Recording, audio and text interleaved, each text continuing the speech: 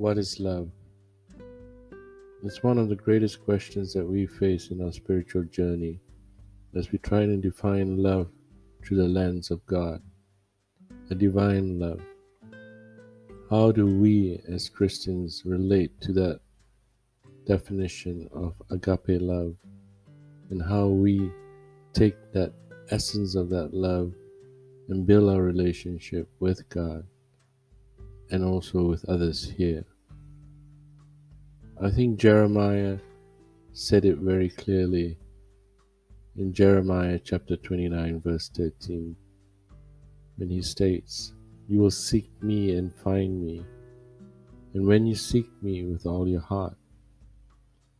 The definition here defines the character upon which we approach when we seek to know something.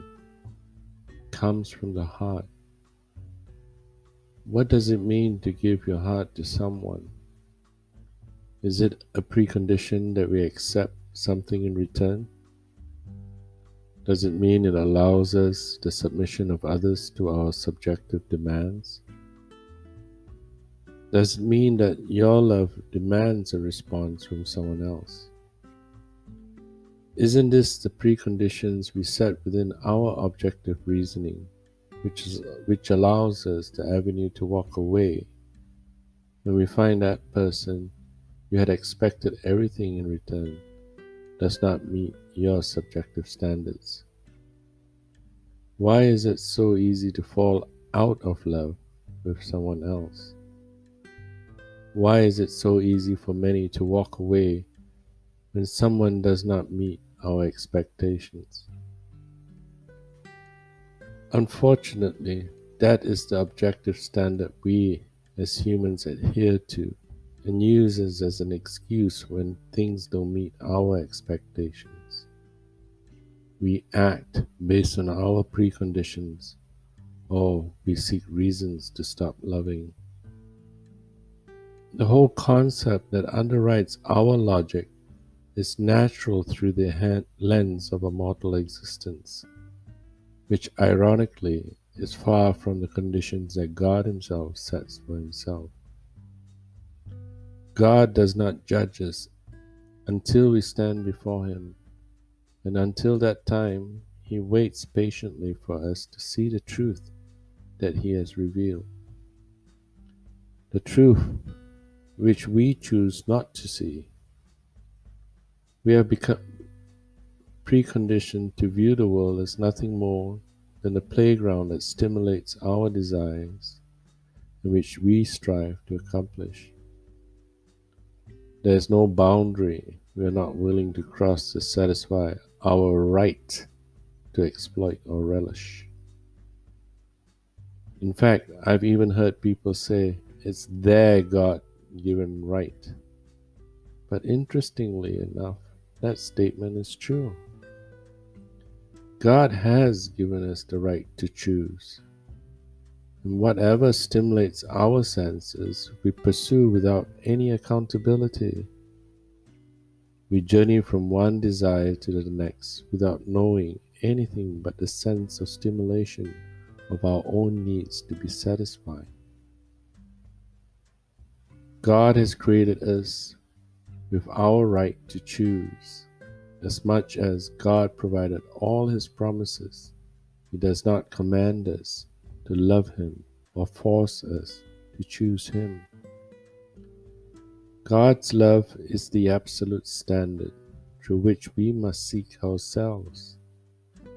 Unless we set aside our own mortal reasoning and look through the lens of God, which He provides through Jesus Christ as an example for us, we will never see the true nature of what divine love truly means. Why did Jesus, God divine, pure, have to become mortal? Because it was the only way God could redeem humanity.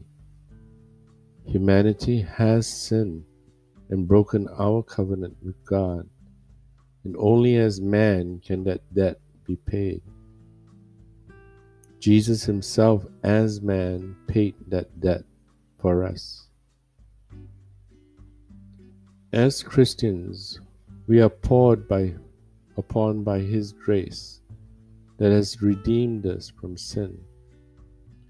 It was not only sin that was redeemed, but Jesus showed the path to walk on, to set aside our mortal ways and seek to know God through His example. Jesus came to reveal the truth that is divine and pure, and not by mortal choice or reasoning.